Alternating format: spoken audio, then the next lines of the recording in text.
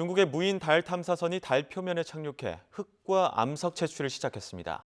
중국은 미국과 구소련에 이어 달에서 샘플을 채취해온 세 번째 국가가 된다는 기대에 부풀어 있습니다. 최근 중국과 일본은 달에서 토양을 가져왔고 미국의 민간 우주회사는 유인 우주선 발사에 성공했다. 이렇듯 과학기술은 우주를 향한 인류의 꿈과 문명 발달에 많은 도움이 되고 있다. 그러나 아이러니하게도 과학기술이 발달한 데는 전쟁이 큰 역할을 했다. 제2차 세계대전 당시 나치 독일의 과학기술로 만든 첨단 무기는 미국과 소련의 관심을 끌었다. 독일이 전쟁에서 패배하자 미국은 독일 과학기술자를 확보하기 위해 비밀 작전을 세운다. 1600명의 나치 독일 과학자를 대상으로 펼친 미국의 작전은 이후 어떤 결과를 가져왔나? 전쟁 없는 세상을 꿈꾸기에 전쟁을 공부합니다. 뉴스멘터리 전쟁과 사람, 안녕하세요. 허준입니다. 안녕하세요. 강민지입니다. 얼마 전에 중국 무인 로켓이 달 표면에 착륙을 해서 자료를 가지고 다시 귀환을 했다라는 뉴스를 봤어요. 이게 인간의 과학기술이 어디까지 발전할 것인가 굉장히 놀랍습니다. 네, 과학이 인간에게 미친 영향이나 변화는 말로 설명하기 부족하죠.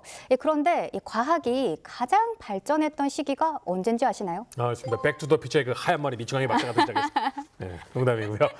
과학이 가장 많이 발전했을 때는 전쟁이 일어났을 때였죠. 네, 맞습니다. 이 전쟁이 아픔만을 남긴 것은 아니었습니다. 오늘은 전쟁에서 이기기 위해 이용했던 과학기술과 또 이 기술을 보유하기 위해 펼쳐진 수많은 에피소드들에 대해서 얘기를 나눠보겠습니다. 먼저 임용환 소장님, 태상호 기자님 모셔보겠습니다. 안녕하세요. 반갑습니다. 안녕하세요. 안녕하세요.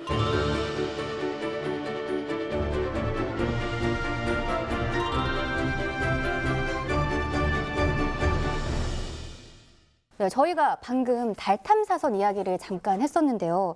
사실 지금의 이 우주 시대가 열릴 수 있었던 게 로켓으로 시작이 된 게 아닌가라는 생각을 하는데 맞나요? 그렇죠. 로켓이 있어야 결국 우주로 갈 수 있고 로켓과 관련된 모든 것들이 이제 연구가 돼야 되는데 근데 오해가 없기 위해서 미리 말씀드리면 사실 무슨 기술이 군사용하고 민간용이 처음부터 나오진 건 아니에요. 네. 그런데 전쟁이 이 발전 속도를 촉진하는 건 맞아요. 특히 로켓 관련해서 엔진, 연료 이런 부분이 대포를 대체하기 위한 수단으로 개발되었던 게 로켓이죠. 네, 이 로켓이 공격 무기로서 세상에 선보여지고 사람들을 공포에 빠뜨리게 한 게 제2차 세계대전이라고 하거든요. 근데 제2차 세계대전에 이렇게 무기가 발달을 할 수가 있나요? 이때 과학이나 무기의 발달 정도가 어땠나요? 전쟁이 끝나면은 어느 나라나 승전국인 경우에는 전리품을 얻고자 합니다. 그렇죠. 네. 요새는 조금 자제하는데 네. 2차 세계대전 때까지는 심지어 병사들도 이 전리품을 고향으로 가져가려고 했어요. 포도주도 챙기고. 그럼요. 그런데 2차 세계대전은 어떻게 보면 이 인류 최초의 과학기술 집약적인 전쟁이었어요. 그러니까 전리품 중에 제일 우린 이건 꼭 가져가야겠다 싶은 게 이제 독일의 과학과 독일의 과학 인재들이었습니다. 인적 전리품이네요. 그렇죠. 예, 인적일 뿐만 아니라 막대한 개발 자금을 아낄 수 있는 전리품이죠. 그렇게 돼서 서방 세계와 소련은 독일 인재들을 끌어가려고 노력을 하게 된 거죠. 그만큼 독일 인재들이 뛰어났다는 거죠. 제가 여기서 과학과 기술이 사실 독일이 그때 가장 앞섰습니다라고 말하면 이건 잘 위험한 틀린 말인데 네네. 왜냐하면 과학기술도 분야가 한두 개가 아니잖아요. 그럼요. 그래서 이게 분야가 있기 때문에 이게 꼭 앞섰다는 건 아니지만 특별한 분야에서 독일이 앞선 분야들이 있었어요. 근데 이게 이제 독일이란 나라가 원래 후발 자본주의 국가잖아요. 우리가 옛날에 많이 배웠지만 후발 국가들이 성장할 때 국가 주도 집약형 성장을 하지 않습니까? 이 모델이 독일이거든요. 근데 독일이 이때 경제 분야에만 투자한 게 아니라 과학기술 쪽에도 굉장한 투자를 합니다. 그래서 국가기금을 만들어 투자를 하는데 그러다 보니까 몇몇 분야에서 다른 선진국들이 감당할 수 없는 기술 수준이 나오게 돼요. 특히 물리학, 양자 물리학, 원자, 전자 이런 쪽으로 굉장한 기술이 나오게 돼요.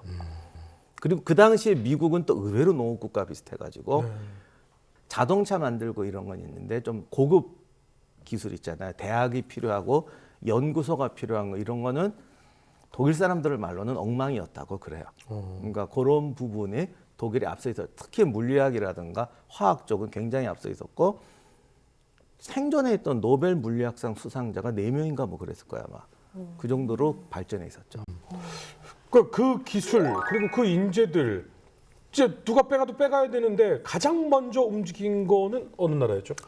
사실은 누가 먼저가 없었어요. 그냥 독일이 패망할 기운이 보이자 이제 각국의 첩보기관들이 먼저 달라붙었죠.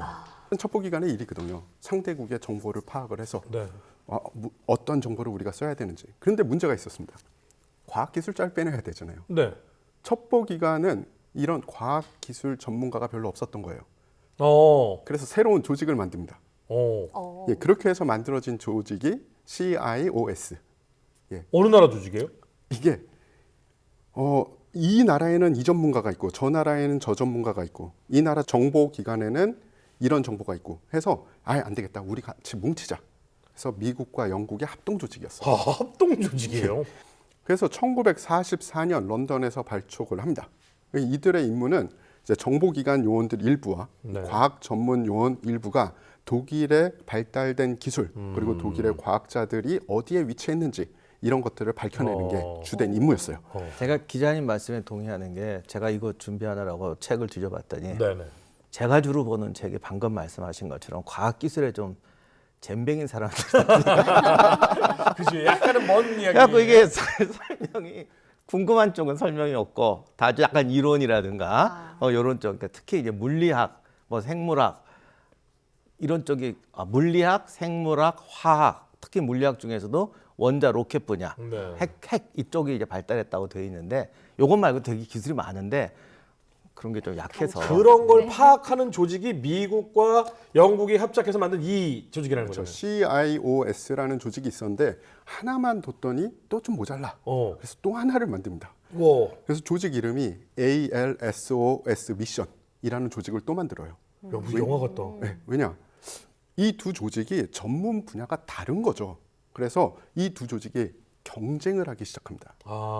그러면서 이제 어쩔 때는 어떤 임무에서는 둘이 같이 협력하고 어떤 임무에서는 경쟁하면서 경쟁적으로 독일 과학기술 그리고 기술자들이 어디 있는지 그것을 조사하게 되죠. 사실 이거 기업도 조사를 하고 왜 기업이 가진 특허나 기술도 되게 많거든요. 방금 말씀드린 것처럼 그런 쪽까지 우리가 다 조사. 이것도 위원회 또 특별위원회를 꾸려서 이 방송을 해야 돼. 이거 진짜 제대로 하려면. 그러면 이거를 하는 보통 이전에 저희 007이나 이런 영화 보면 이런 거에 이름 붙지 않아요? 특별 프로젝트 뭐 다 이렇게. 맞습니다. 이 조직이 이렇게 두 개가 되니까 서로 경쟁도 하고 어떤 이 프로젝트는 같은 거를 파기 시작한 거죠. 네네. 이러면 효율성이 좀 떨어진다. 그래서 1945년에 네. 이제 또 새로운 조직이 생깁니다. JIC라고 이 연합군 합동 정보 기구를 만듭니다. 네. 그래서 이제 이쪽에서 좀 주도적으로 하게 되고요. 그 아래 또 소위원회를 하나 세워요. 네. 명칭은 Joint Intelligence Object Agency. 그래서 줄이면 JIOA라는 조직이 이제부터는 1945년부터는 주도적으로 이 독일 과학자들 그리고 관련 기술을 빼놓는 이 임무를 수행을 하게 되는 거죠. 이게 작전명이죠. 예, 11월에 처음 작전명을 지었을 때는 오버캐스트였어요. 오버캐스트. 예. 그런데 이후에 바뀌죠. 뭐라고요? 예, 우리가 잘 아는 페이퍼클립. 페이퍼클립.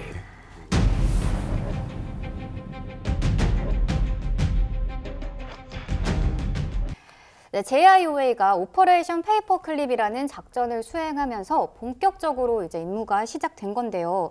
이 나치 독일의 과학 기술과 과학자를 관리하는 임무라는 거는 뭔가요?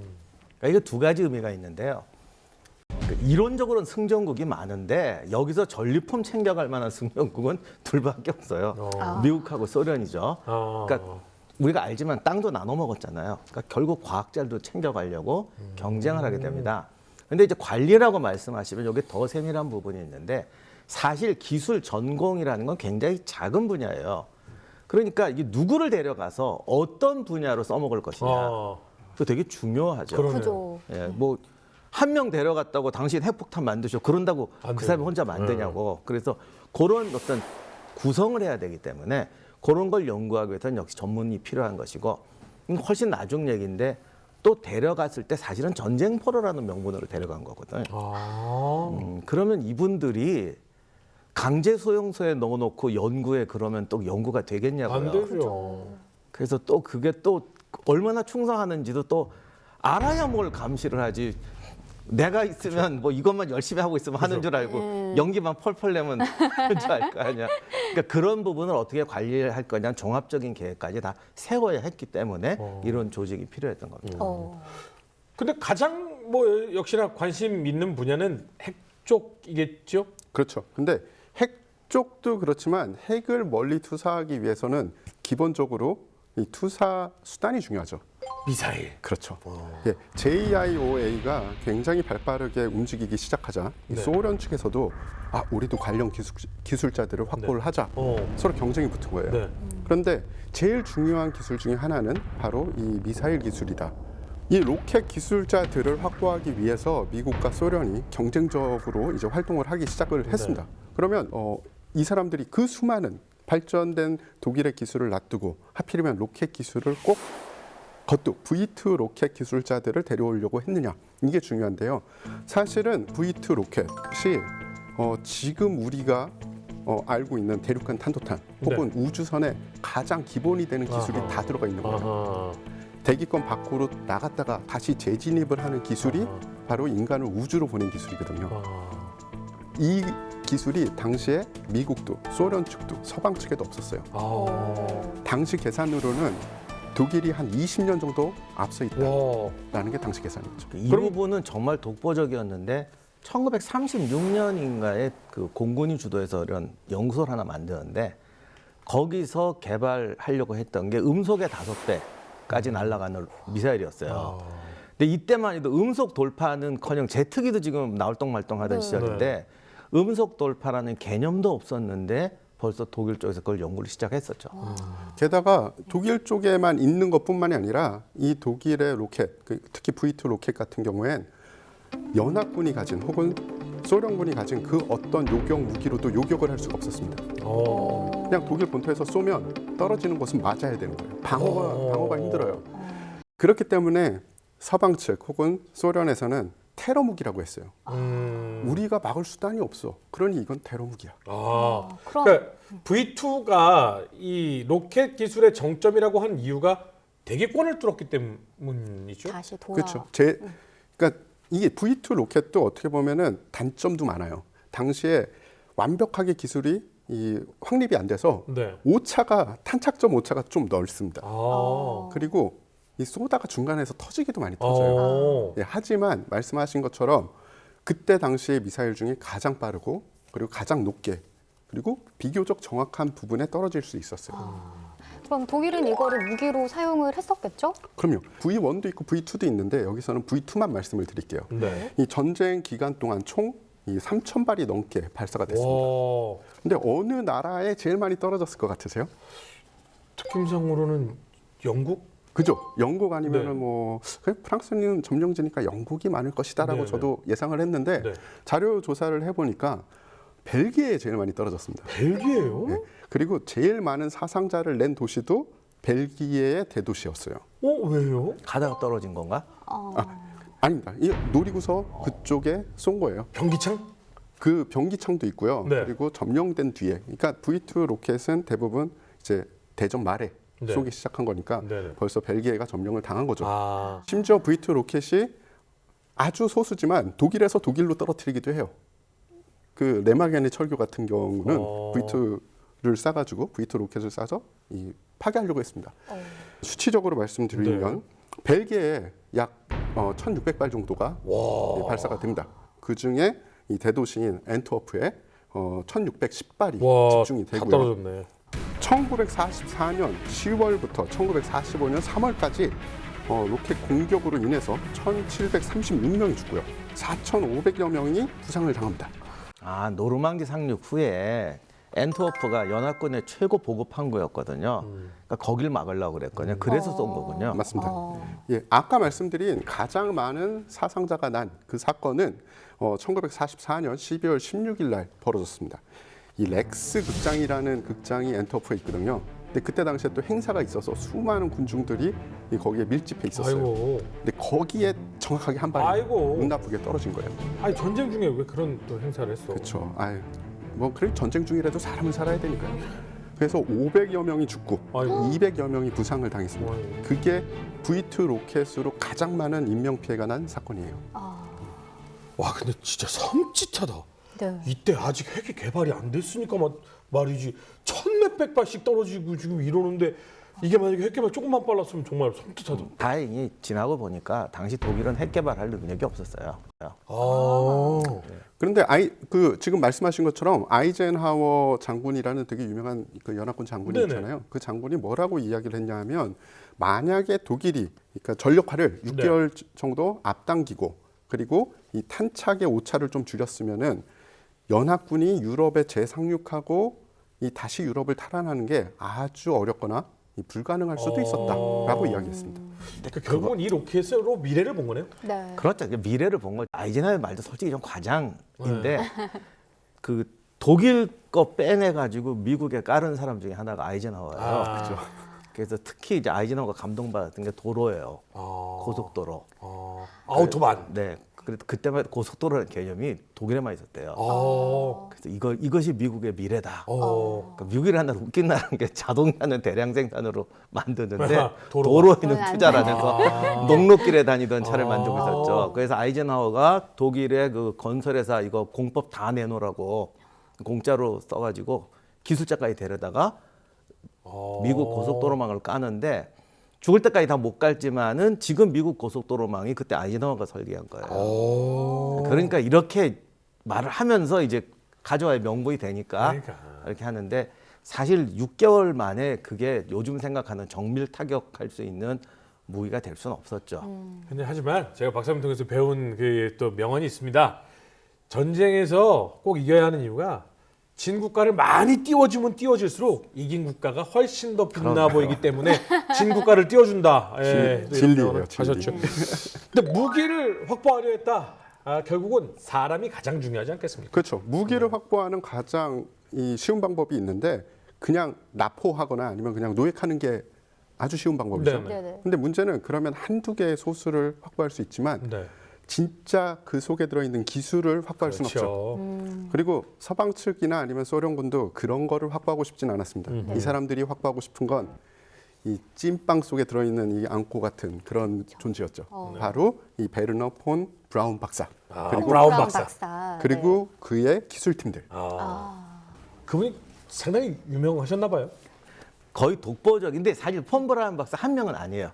동료들까지 포함해야 되는데 어쨌든 로켓 개발에는 거의 독보적인 존재였어요. 근데 이 양반도 되게 재밌는 게 원래 그 사실은 되게 좋은 집안 출신입니다. 왜냐하면 엔지니어들 중에 여기 중산층들이 많거든요. 그래 열심히 공부해서 출세하려는 사람들이 공부를 하는데 폰 브라운 같은 경우는 아버지가 그 바이마르 공화국 시기에 연방정부 농업부 장관까지 했고 자기 형은 나중에 서독 정부에서 외무부 장관까지 합니다. 어이구야. 굉장히 거물이죠. 네. 근데 이분이 로켓 개발에 이렇게 들어오게 된 것도 굉장히 특이한데 원래는 그 별을 좋아했대요. 천문학을. 그러니까 저별 가려고 많이 로켓을 그렇죠. 그러니까 연구한 보통 거야? 사람은 별을 보면서 뭐 수학이나 우주를 네네. 그리는데 이분은 가는 방법. 그러니까 어떻게 보면 이게 더 첨단이지. 대단하다. 별에 가기 위한 방법을 연구해서 로켓 연구에 투자하게 됩니다. 와. 그래서 사실은 로켓 연구하면서도 천문학에 대한 꿈을 버리지 않았다는데 어떻게 보면 공상과학 같지만은 제 생각엔 이게 되게 중요한 것 같아요. 왜냐하면 아까 아이젠하워 얘기도 했죠. 왜 그런 얘기하냐면 눈에 보이는 제품에 투자하자고 설득하는 건 쉬워요. 근데 과학기술에 투자하는 게 어려운 게 이게 성과가 나오려면 사실 뭐 6개월 만이었으면 그 거짓말이고 그거 하는데 60년 걸렸어요. 그 60년 동안 들어간 연구비가 얼마일 것 같아요.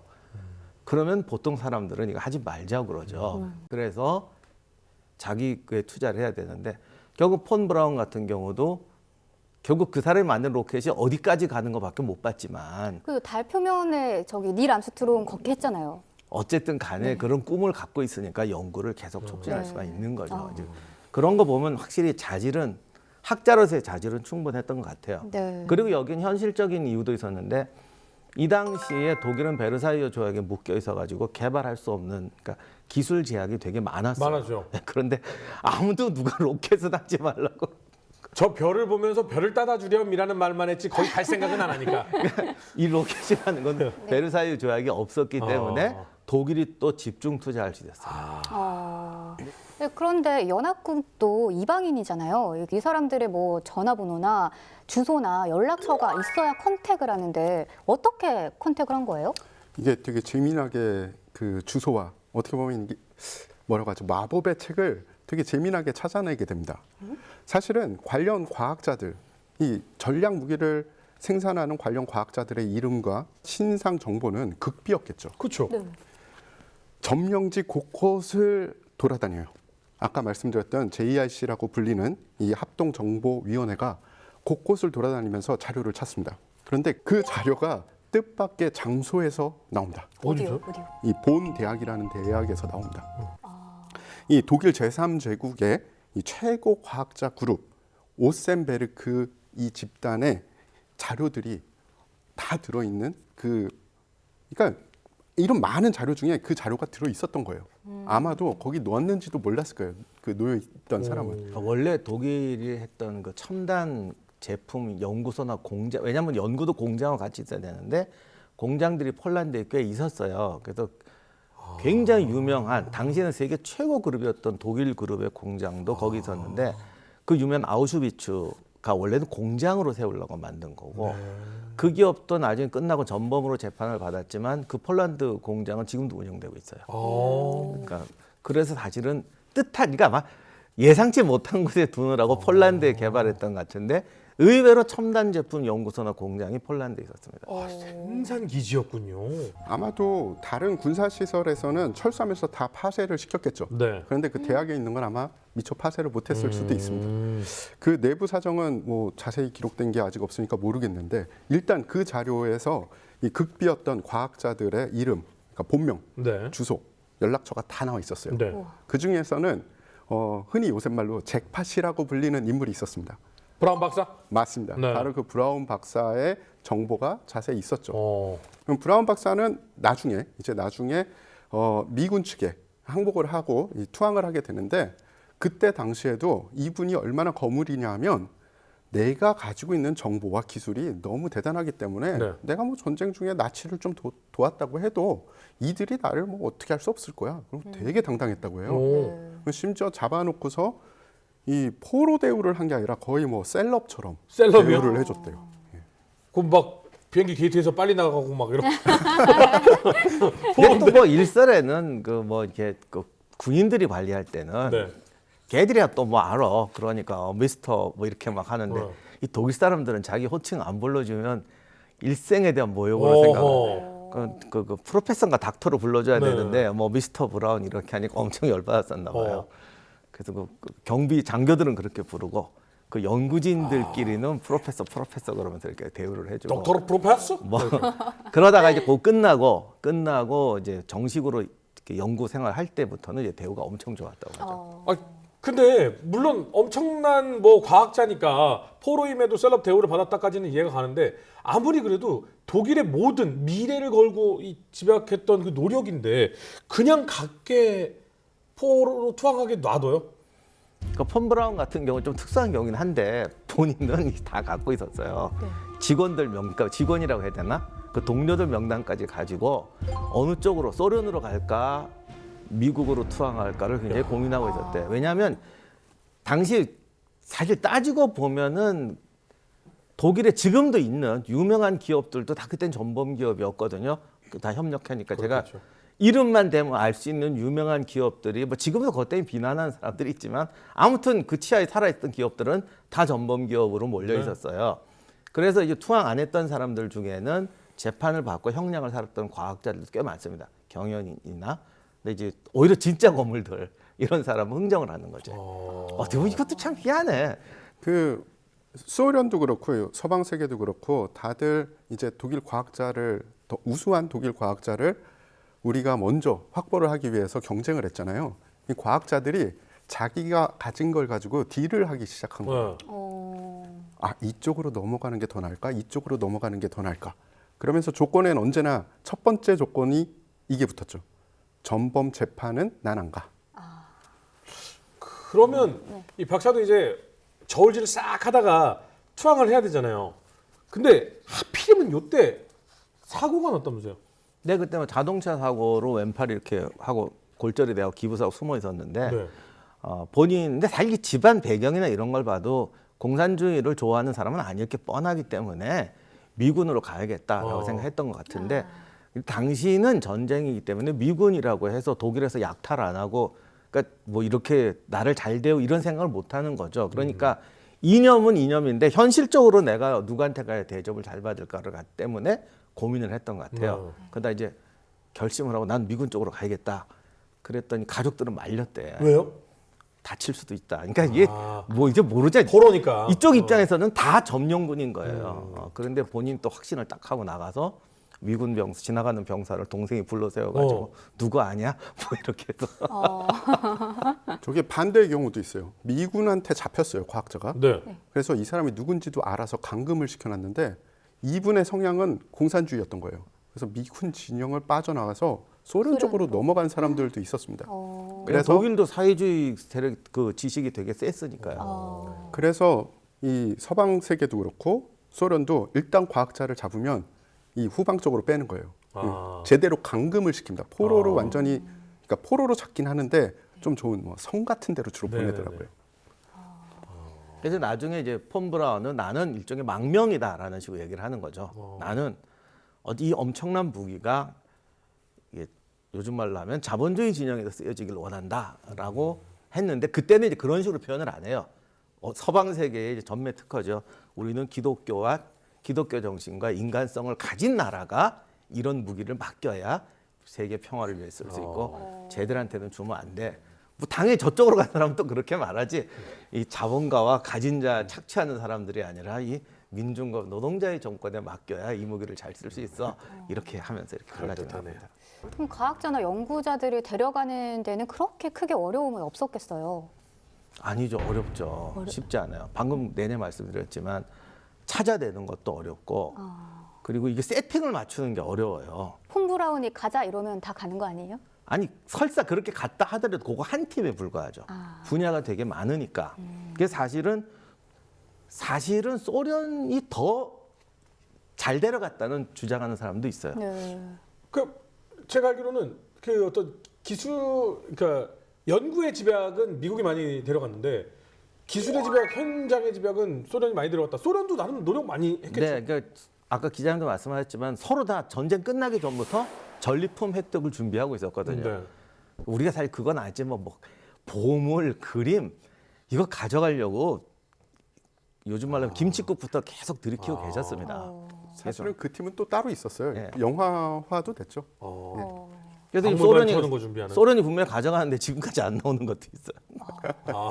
분명히 가져간 가져갔다고 하는데 소련에도 없다고 그래서 지금 없어진 거 꽤 많아요. 네. 그래서 소련의 작전이 오소 아비아킴 작전입니다. 1946년 10월 22일에 벌어진 것인데 이것은 페이퍼클립하고 좀 다르게 과학자를 파악하는 작전이 아니라 이미 파악된 과학자들을 통으로 러시아로 데려가는 작전이었어요. 또 되게 실전 기술 이런 거죠. 좀 약간 이론적이고 체계적인 건 되게 부족했거든요. 그런데 1936년 나치가 집권하면서 물리학계의 거물들이 아인슈타인을 포함해서 특히 핵물리학이라든가 양자물리학, 전자 이런 쪽 거물들이 유대인들이 그렇게 많았어요. 그러니까 히틀러가 집권하면서 독일이 전통적으로 이 과학에 투자를 하는데 얼마 하다 보니까 아니 왜 유대인들이 이걸 받아가지 이렇게 된 거예요. 그래서 밀어내기 시작하니까 아인슈타인이 미국으로 망명을 했는데 사실은 굉장히 많은 사람들, 심지어는 노벨 물리학상 받은 사람 전원이 미국으로 망명합니다. 그래서 얘들이 처음 미국 갔을 때는 어느 대학에 넣어줘야 될지도 모를 정도였고 좋은 대학이라고 보냈더니 그 사람들이 막 이 대학 커리큘럼이 왜 이래? 수준 낮다. 뭐 이래가지고 총장 만나서 통째로 다 바꾸고 막 이런 식으로 할 정도로 이제 데려갔어요. 그 10만 명이 넘게 갔는데 그 중에 7,400여 명이 대학 교수였대요. 와. 물론 그 사람들이 다 이 기술 쪽은 아니겠지만 하여간 굉장히 많은 고급 비율로 따지면 엄청난 거죠. 네, 고급 인력들이 넘어갑니다. 그래서 그러다 보니까 미국이 어떤 교수급 이런 사람들의 가치는 되게 알았는데 실무라든가 엔지니어라든가 좀 이렇게 엔지니어 쪽 정보가 약했던 거예요. 관심도 없었고 심지어 누가 가서 나 누구라고 그랬더니 당신 명단에 없어 가. 그래서 걔가 그때 무슨 엄청 중요한 뭐 설계도를 갖고 있었는데 그냥 통으로 들고 소련으로 갔다. 뭐 이런 경우도 꽤 많습니다. 왜냐면 이 사람들은 지금 자기가 전범으로 가느냐 아니냐의 보험이니까. 그렇죠.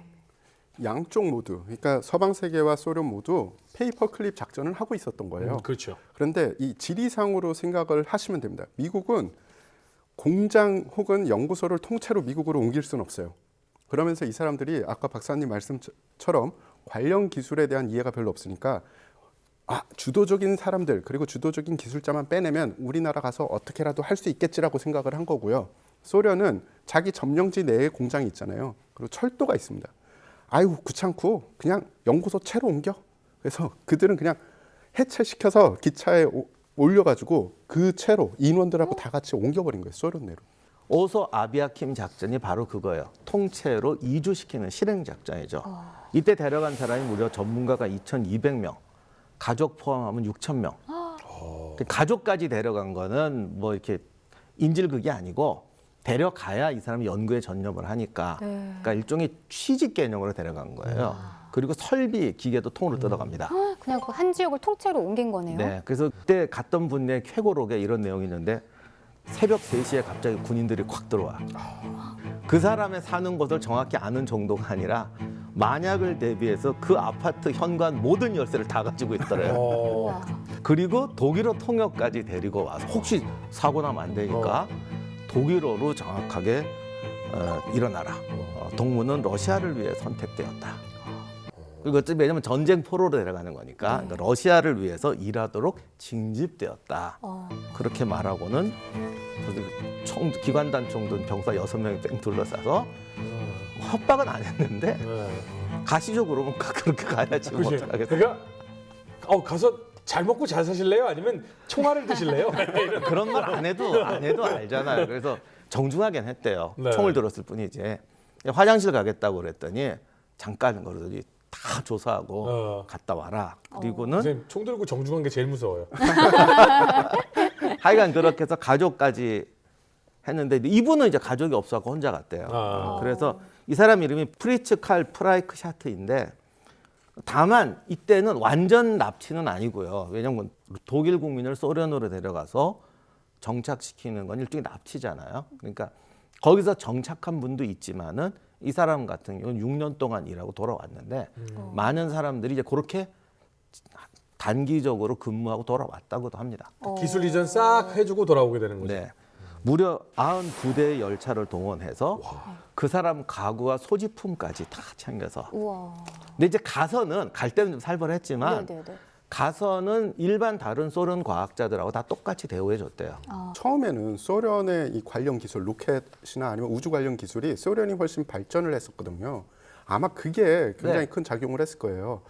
내가 연구하던 기자재, 내가 연구하던 동선 그대로 하는 거랑 아예 다른 나라에 가서 그거를 새로 마련하는 거랑은 이 능률이 굉장히 그럼요, 차이가 그럼요. 납니다. 제가 무지하게 옛날에 읽은 책이라서 지금 기억이 조금 왜곡될 수도 있는데 그 책에서는 이제 미국이 좀 이런 교수나 이론가들을 데려가니까 이게 체제가 만들어져서 실무로 나오는 데는 시간이 좀 걸렸고 네. 소련은 엔지니어들을 데려갔기 때문에 빨리 만들 수 있었다. 그래서 70년대까지도 우주과학 기술이나 로켓 같은 맞아요, 경우에 맞아요. 미국은 좀 전자라든가 조금 그러니까 이론적인 부분이 이론적인 강하고 거, 네. 당장 뭐 로켓 엔진 네. 이런 거는 항상 러시아가 최고라고 그랬잖아요. 맞아요. 그래서 그게 그렇게 됐다는 이유, 그게 이유라는 설도 있어요.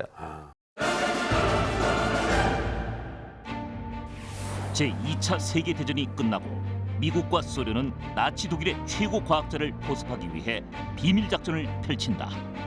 미국으로 영입된 주요 독일 과학자.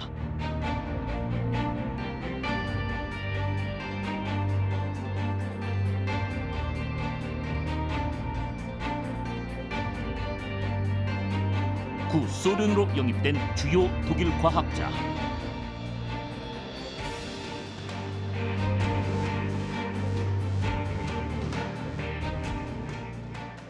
그럼 그때 갔던 소련의 엔지니어들은 보통 어떤 사람들이었나요? 헬무트 그레트롭이라는 양반이 있는데 이분은 폰 브라운 밑에서 V2에 참견했던 사람이에요. 그러니까 미국이 폰 브라운만 하고 이런 사람을 놓쳤거나 아니면 이분이 사회주의였던 그런 것 같은데 네. 소련에서는 소련 로켓 프로그램에 참여해서 결론이지만 왜 그 유명한 스투프닉 쇼크 그래가지고 미국하고 소련이 그 우주 경쟁하잖아요. 네. 이것 양쪽에서 다 독일 팀들이 주도했어요. 그래서 독일 사람들은 자기들이 다 했다고 그래요. 또 이제 저쪽에서 들으면 좀 억울하겠지만 하여간 뭐 그렇게 말을 합니다. 그리고 아까 회고록 말했던 프리츠 칼 프라이크 슈와트는 전기 전자통신 공학자입니다. 이 사람은 레이더 개발 담당했던 사람인데 1952년까지 소련과 로켓의 우주 산업 프로그램에 참여했고 1952년 6월에 이제 독일로 귀환을 한 다음에 이제 서독으로 또 망명을 해요. 그래서 서독 쪽에서 또 활약을 했고. 참 공산주의를 싫어하시는 분이셨구나. 네, 그러다 나중에는 또 이분도 페이퍼 클립의 대상이 돼서 57년에 미국으로 망명합니다. 그래서 이분은 독일, 소련, 미국에서 다 일해 본 사람이에요. 이게 대단한 게 독일에서 3개, 미국에서 23개의 특허권을 가졌는데 이게 지금 1940년, 50년대잖아요. 네. 이 양반이 기술이 위성 통신을 위한 위상 배열 시스템. 이거 제가 위상 알기로 배열? GPS 이것까지 다 연결되는 기술일 거예요.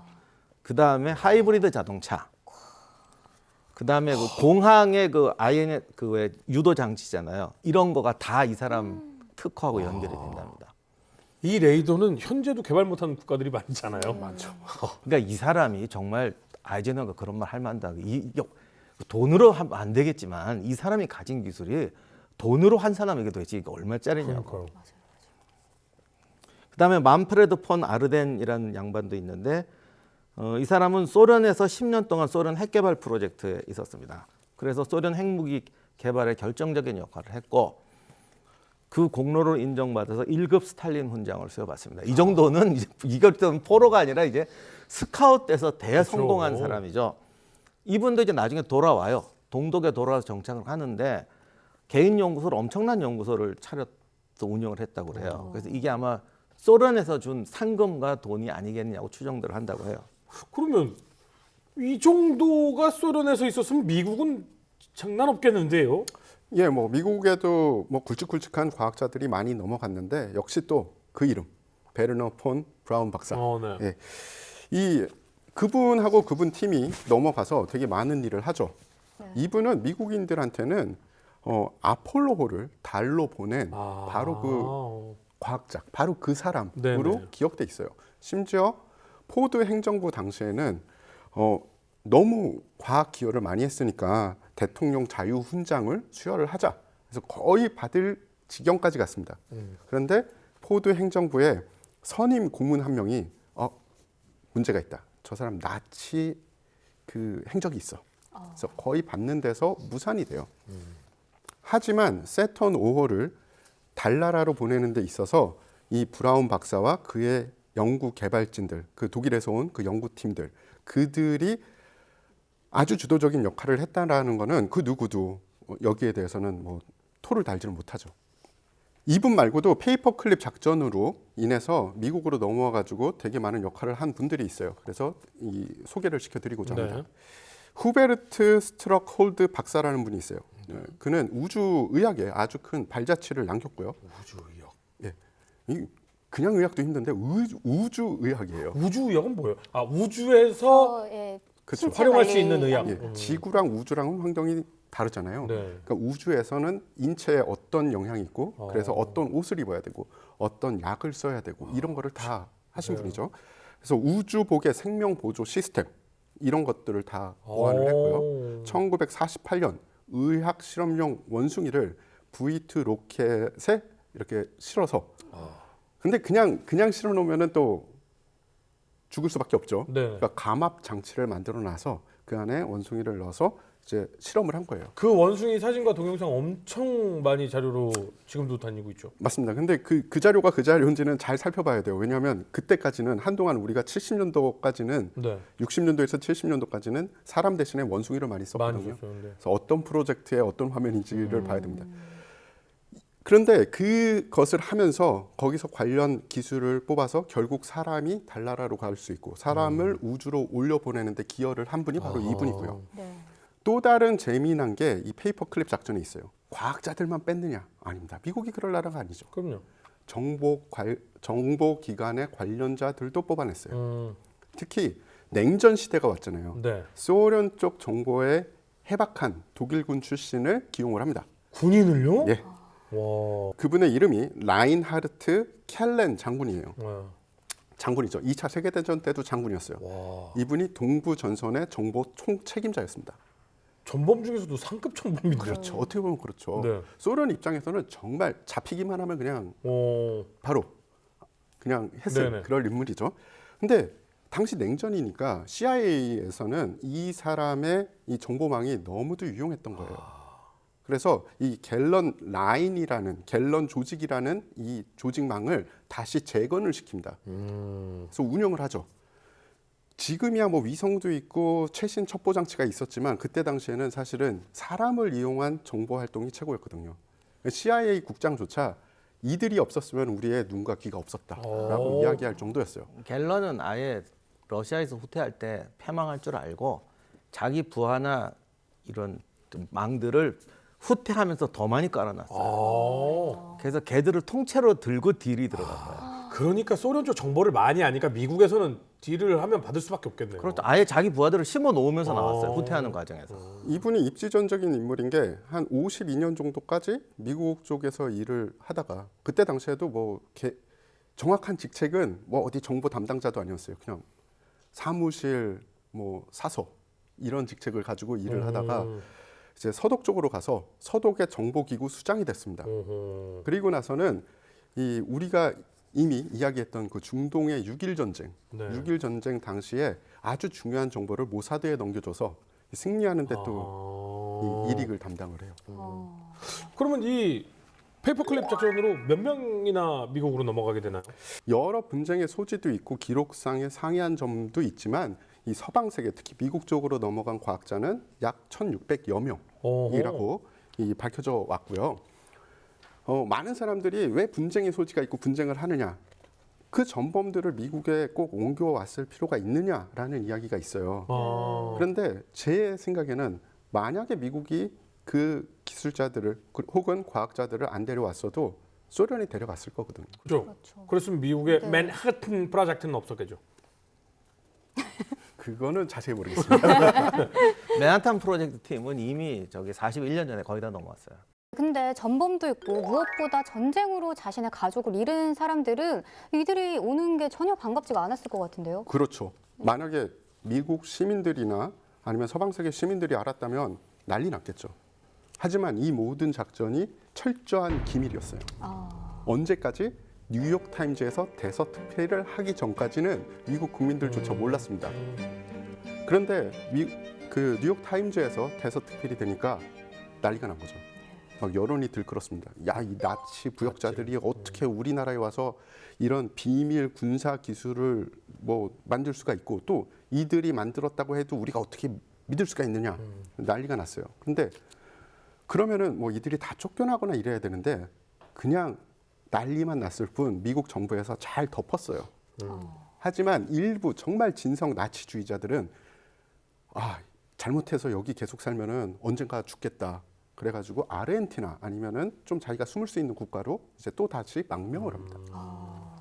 네, 전쟁이 끝나고 인재들을 자신들의 나라로 데려가기 위해서 미국과 소련은 많은 작전을 펼쳤고요. 그리고 회유와 협박까지 서슴지 않았습니다.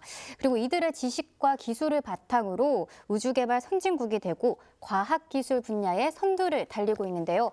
오늘 이 페이퍼클립 작전을 통해서 저희가 무엇을 좀 생각해 보면 좋을까요? 글쎄 뭐 여러 가지가 있지만은 일단 한 가지 좀 우리 사회에서 지금 많이 논의가 되는 거 부분을 가지고 얘기를 하자면 우리는 모두 이제 정의로운 사회를 원하잖아요. 정의가 실현되기를 원하는데 특히 전쟁이나 국제관계를 보면 정의가 가끔 무시되는 경우가 많아요.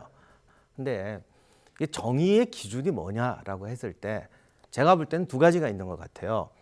그러니까 그야말로 정의로운 거죠. 어떤 신념, 기준, 가치 이런 것이 정의로운 거예요. 이제 거의 그렇기 때문에 무조건 그거를 지켜야 한다라는 신념을 가진 분들이 있죠. 또 어떤 정의는 뭐냐면 결국 사람들한테 이로운 가치가 정의예요. 근데 이게 가끔 사람들한테 이로운 걸 하려다 보니까 그런 종교적 원론적 정의랑 충돌하는 경우가 생기는 거죠. 이럴 때 이제 문제가 터지는데 거기에 대해서 꼭 뭐가 정답이고 한 가지만 이거다 했을 때는 또 세상은 안 돌아가는 것 같아요. 그래서 세상은 항상 타협할 수 없는 가치가 공존하는데 그게 잘 공존하고 잘 활용하는 게 잘 가는 세상인 것 같고 그거 자체도 잘못됐다고 하는 분이 계시죠. 오직 종교적 원칙이 가장 중요한 것이다 라고 주장하는 분도 있으니까 제가 그것까지는 뭐 이 자리에서 말한다고 의미가 없겠지만 신념은 다른 거니까요. 네, 그래서 아무튼 역사를 조금 보면은 국제관계와 전쟁이라는 차원에서 보면은 종교적 그런 신념적 가치보다는 현실적 가치가 앞서더라라는 걸 결과론적으로 말씀드릴 수밖에 없고 결국 우리는 영원히 고민하면 살아야 될 것 같아요. 정의를 구현하는 데 필요한 것은 신념일까 현명함일까? 언제나 선택을 한다는 게 제일 힘든 것 같아요. 그런데 어쩔 때는 최악을 선택하느냐 아니면 차악을 선택하느냐의 기로가 옵니다. 제가 본 페이퍼 클립 작전은 사실은 최악이 닥칠 수 있으니 차악을 선택했다고 봐요. 미국 입장에서는 사실은 정의롭지 않은 거는 맞아요. 전범들은 당연히 죄를 받아야죠. 하지만 그들을 놔뒀으면 분명히 소련이 이들을 빼가서 더 발전을 했을 거고 여태까지 역사로 봐서 공산주의가 인류에 행한 것을 보면 그때 당시에 미국이 택한 게 어떻게 보면은 차악이 아니었을까라고 생각합니다. 네. 이 페이퍼클립 작전을 통해서 나치에 협력했던 과학자들이 면죄부를 받았지만 이들로 인해서 나중에 인류의 과학기술이 발전했다는 점이 좀 아이러니하지 않은가 싶습니다. 페이퍼클립 작전이 있은 후 전 세계는 가장 강한 두 강대국으로 나뉘게 됩니다. 그리고 한 강대국은 지금도 전 세계에서 가장 강한 나라가 되었죠. 혹시 여러분들의 판단은 어떠십니까? 아이들에게 도덕과 신념을 강조하는 나라를 원하십니까? 아니면 강하고 잘 사는 나라를 원하십니까? 선택은 여러분의 것이 아닌가라는 생각이 듭니다. 오늘 이 시간 너무 재밌었고요. 어떤 부분에서는 좀 마음이 약간은 무거워지는 그런 부분도 있었습니다. 다음 시간에는요. 조금 더 흥미롭고 재미있는 주제를 가지고 돌아오겠습니다. 시청해주신 여러분 감사합니다.